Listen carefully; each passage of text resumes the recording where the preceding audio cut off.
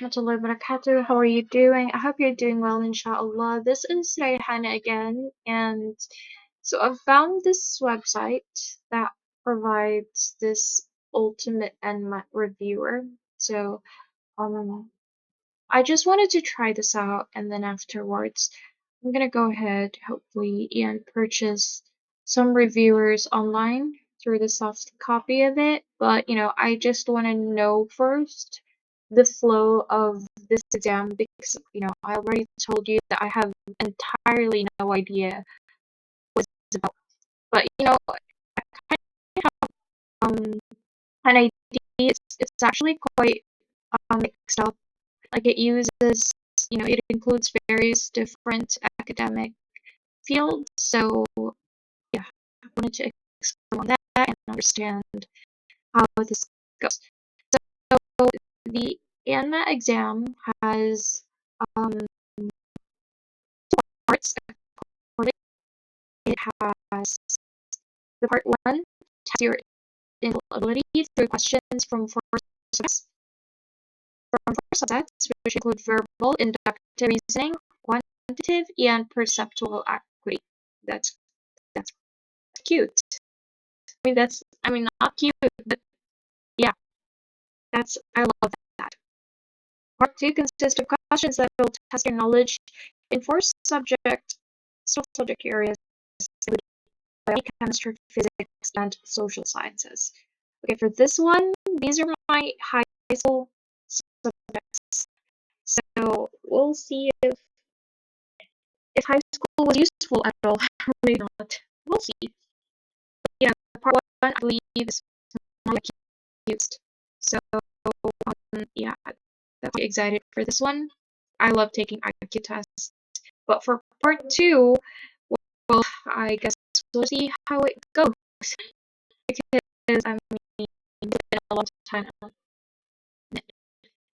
So yeah, accordingly in this NMAT review, there are more readings, there are shortcuts and topic summaries. I love flashcards. Review tips and tricks, practice tests, and prep black book, the most effective strategies and most are published. So, the part one tests your mental ability. The first subtest of this is called verbal ability. And for verbal ability, we use modules and readings as well as this. So accordingly, for the review tips and tricks of verbal ability, books have an edge over the readers for this subtest. If you're not a skilled reader, you can still keep up by reading a lot of stuff in the weeks leading to the NMAT. So accordingly, you have to watch less TV and spend more time owning your speed reading skills like skimming and scanning. I kid you not when I say all of the exams I've taken in my entire life. I mean, IQ tests like this, like testing mental ability. The highest score that I get is this kind of verbability. Yeah, like reading comprehension. That's like the highest score that I get a mental ability test ever. I guess the reason for that is, I love to read. Not I read a lot. It's just that, I like reading, and this makes me nervous actually because this exam is a little bit complicated. I mean, I have it, but the way you look at it, with this being used, it looks very complicated. So for word analogies, you ask is what kind of relationship exists between the first two words, and then use this information to guess the missing word in secondary. Okay, so we should have read this, okay? So an analogy is about the correlation between the two relationships of two words, okay? And basically have to find the missing link between them. So yeah, there are reading comprehension. There's also word analogy. Okay. So yeah, it actually makes me feel nervous because, like, I don't know how I'm gonna do here, but we'll see. So an example being provided here is that each item below consists of a series of words. The first word is related to the second, and the same as the third word is related to the fourth one. Which is missing? Yeah. Select this missing word from the given choices. Okay, for example, man, woman. Man is the opposite of woman. First, we have to determine the relationship of the related analogy, and then is to, so it is equivalent to boy is to what? Man is to woman, then boy is to what? It's the opposite of boy. Since we're talking about opposite here, it's been seated by this kind of relationship, therefore we mean the opposite boy, which is girl. So correct answer is D. Now, to underrate these types of questions, it'll help if you know the different types of analogies that the test makers might use. I actually don't know what the different types of analogies are, but I kind of use my common sense when I take it. This will be my first to counter the different types of analogy, like their everything, because I exam without even knowing what it really is. So the first one is the opposites analogy, like fire and ice, tired and energetic, crying and laughing, etc. So these are some of the easiest analogy that you find in the exam. And the next one is object and classification analogy. Like for example, red and color. So we're referring to an object and its classification. So red is a color. Knife and kitchenware. Knife is a kitchenware. It falls under the classification of the kitchenware. And truck and vehicle, yeah, because truck is actually a vehicle, right? This is a tricky one because they sometimes give a very similar choice with the said classification. So I'd say that, the most useful thing to use, I'm just saying this like blankly. I mean, I'm not a professional nor anything, but perhaps one of the things that I do really that helps me get through word analogies is using common sense, like observing what's there, like finding out what the pattern is. Ones, these are what patterns are, the types of analogies that we have. So don't actually have to overthink it. Analogies are usually very, very simple, and yeah, I mean, you just gotta use your, common sense. But for the sake of finding out more and learning about this one, I'm going to, accept the fact that I actually don't have any background on analogy at all. So let's go back to the start like a beginner. Okay, like a beginner, because it makes me really nervous to, to take this exam, which I'm not even, accustomed to. Like, I mean, I registered to this exam without even knowing what it really is. All I know is that it is an NMAT exam. It is an exam that you need to take if you want to get into medical schools, but I know what's in it, so I just found out now. Good thing is, it has this mental ability test. So, okay, another one is object and related object analogies. So this includes dog and puppy. So dog is related to puppy. Kangaroo and Chewy, they're related, plant and seed, etc. So this is also quite tricky. So yeah, I'm gonna have to advise you to really use your common sense with this one. Like, don't overthink. Yeah, overthinking leads you to wrong answer, actually. Okay, so we have here object and group analogies. So yeah, this is one of the easiest ones, just like the classification that we had earlier. This looks like wolf and pack, trees and forest, okay, fish and school, seal and flock, etc. Like, soldier and battalion, yeah? And we have here a degree of characteristics analogies. Why would I just make it so, it makes, the way that this is presented, it actually looks like it actually looks very serious. Like it looks very boring. I mean, I usually take analogies like a game. I have fun answering these kind of tests, but you know, as I look at this, I kind of like, it scares me more like it makes me. Anyways, for the sake of learning more, let's just find out what these analogies are. Okay, for the first time in my life, for the past years, I've been taking analogy tests. I was, playing games with analogy. Really, actually had a lot of fun. And yeah, it's fun. I mean, it's not really a test. It's more like a game, to be honest. So yeah, we have here degree of characteristics. Yes, we're talking about degree. To what extent, right? We have here cold and freezing, and hot, tired and exhausted, etc. So like cold to what extent, freezing, warm to what extent, hot, tired to what extent, exhausted. So we're talking about the degree, the extent of the characteristics that's being mentioned in the analogy. And the next one is the correct analogy. So this is actually one of you know things that I love about analogy.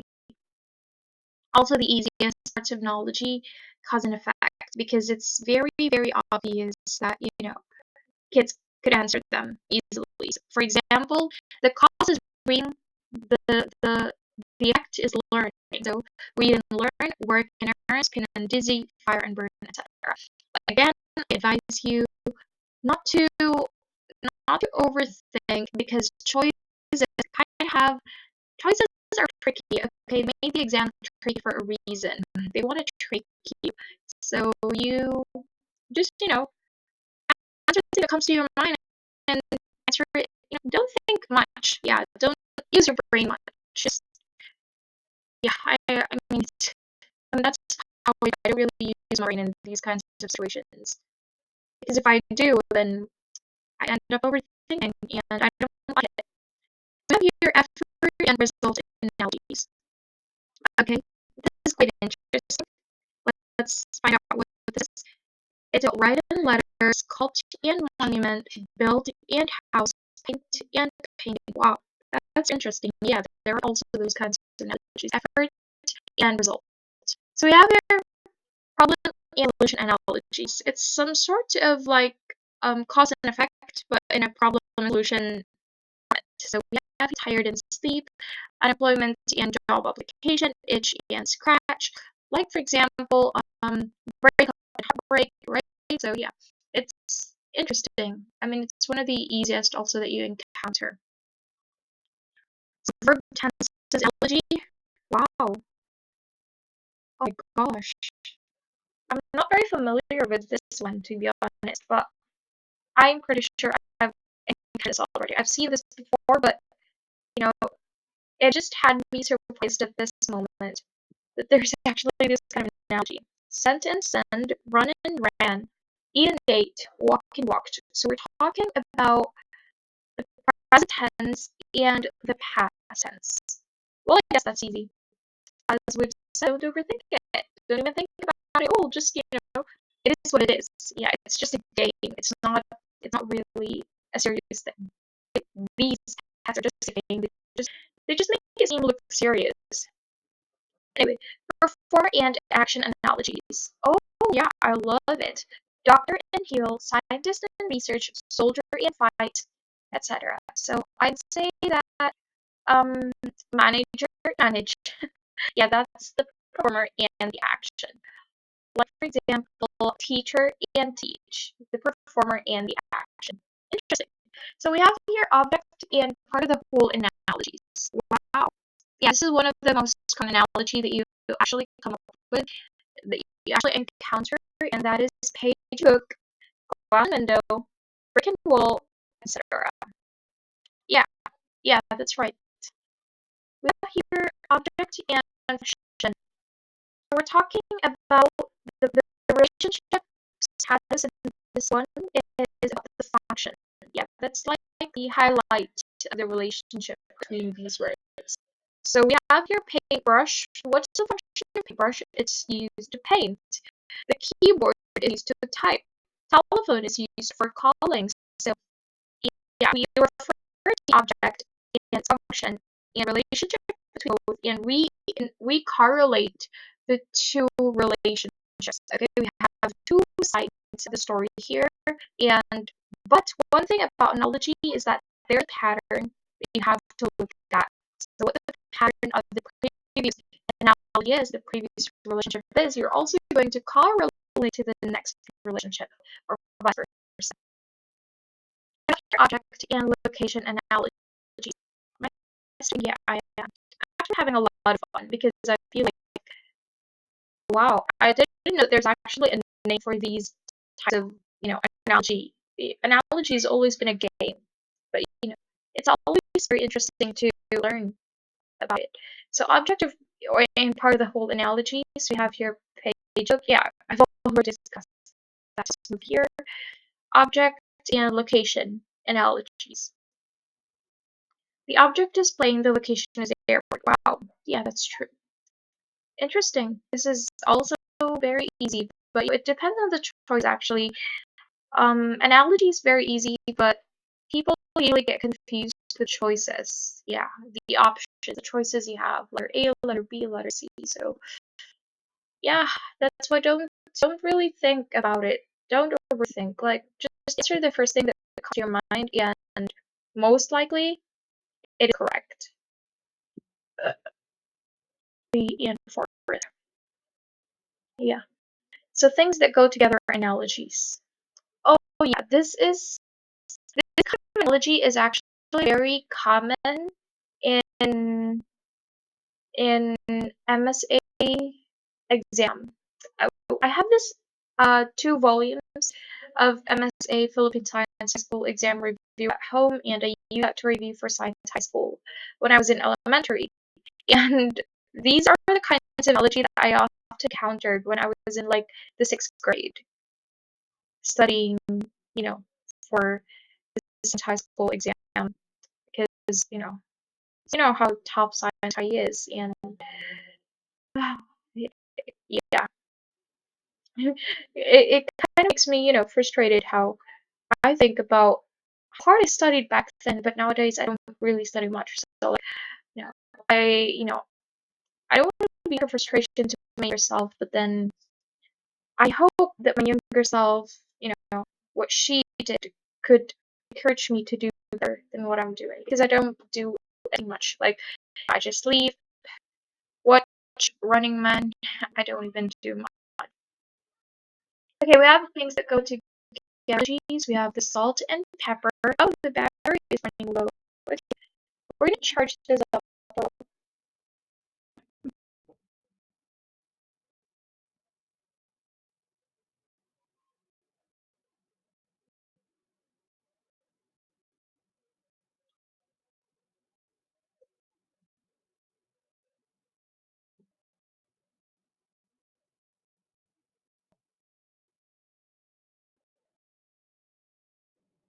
Small charge.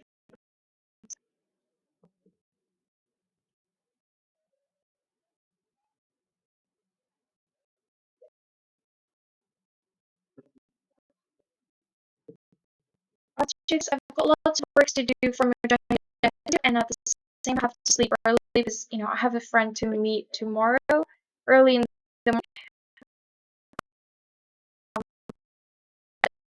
Something that she wanted to do, and I want her to bother to hand it to me. I'd love to get it myself. Going back, now we're talking about analogies. They're very common, and they're obese, and etc. Okay, antonym analogies, poverty and wealth, to outgoing for and strong inflation. I just explained that. It's very common and self-explanatory. Even kids answer it. We have the rhyme analogy. Wow. Wow. I didn't know. I had no idea at all that this kind of analogy actually existed. I feel a bit betrayed because where I take an analogy exams, I don't look for the relationship, but I didn't know there's this thing called brand analogies, wherein you actually link their relationship based on how they sound. How so we have weight and weight, losses and losses, zero, etc. So I'm gonna rule out if I cannot find a link other than the right analogy, then I'll go ahead with this. Yeah, I'm pretty sure that it's gonna be quite easy. Just choices make it a little bit complicated. That's why again repeat. Don't. Okay. We have geography analogy. Wow, wow. Boston is in Arizona, Chicago and Illinois, Chicago and Illinois, then Colorado. We have here Seattle and Washington.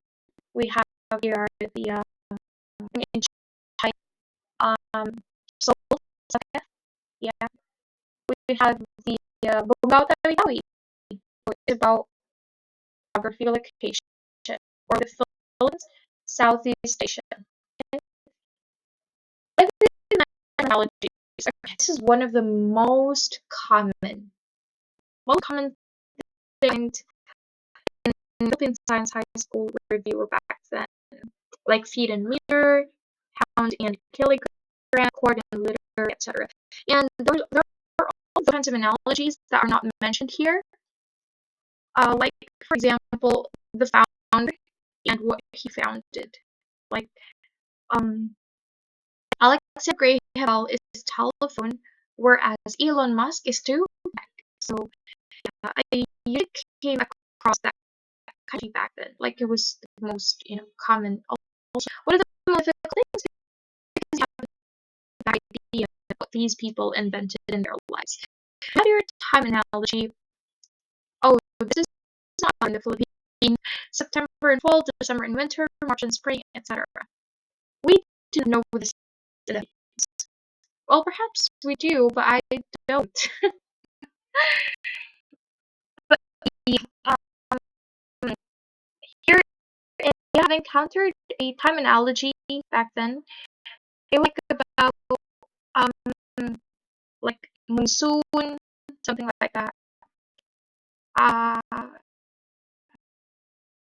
instincts. You need the gunning. Okay, so huge to solving word analogies. Make up a sentence, describe the relationship of the first pair of words, and then use the same sentence format to find the missing word in the second pair. Actually, you don't need to. You just have to look at it and in your mind, automatically, what's the relationship between this? Okay, for example, let's say you're asked to complete the odometer millage compass is to odometer is to millage, and now compass odometer. You know that the odometer is actually a material. It's actually an equipment that's used to measure millage, right, in a car. And we have here a compass is also an equipment that is used to measure the direction. Okay. Therefore, the answer is letter D. So, oh my gosh, there is actually this statement here. So I'm using the same technique. I don't really think about it much. Like I don't comprehensively think about it. I just basically, look. Odometer is an instrument used to measure millage. Okay, compass is an instrument used to measure. So here we go to verbal reading comprehension. It actually made me feel nervous because I've mentioned previously that I feel like I'm good at it, but I feel like an imposter to that. So just spend too much time on instead of straight to the question, use it as zero in the answer on the specific parts of the paragraph. Exactly. This is what I do. In reading comprehension exams, I don't read. I go to the question and skim and search for the text. What I can find is the possible answer to the question you ask. Like, for example, what is the of the story. So in those kind of instances, I read the entire text. But for example, what's indicated in the first paragraph, I just skim and like what is the profession of the farmer? I mean, of the farmer. What's the name of the farm in the story? Something like that. So you just have to go straight in, go back to reading page passage, skim it. Okay? So here, don't let this through the passage intimidate or overwhelm. Understand the main idea of the whole text. Exactly. I agree with you. Skimming and planning to find key phrases in transitional words like because instead of addition to comprehend. Oh my gosh, yeah, that's right. Use good textual analysis to find clues in surrounding words and count their terms. Okay, so there is this question. What is it about?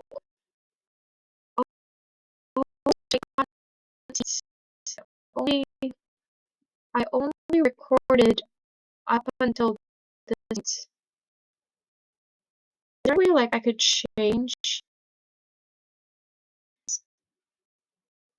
this cursor style, delete colors, add text, add arrow, add circle highlighter, image. Oh, I mean, I have it there, but my written only includes this. No, just telling you what I'm currently doing. I'm actually opening this link that's being provided here,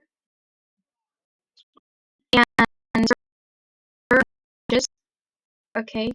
So I'm gonna go ahead and um, yeah, I'm gonna go ahead and record this one and it first, and I'll see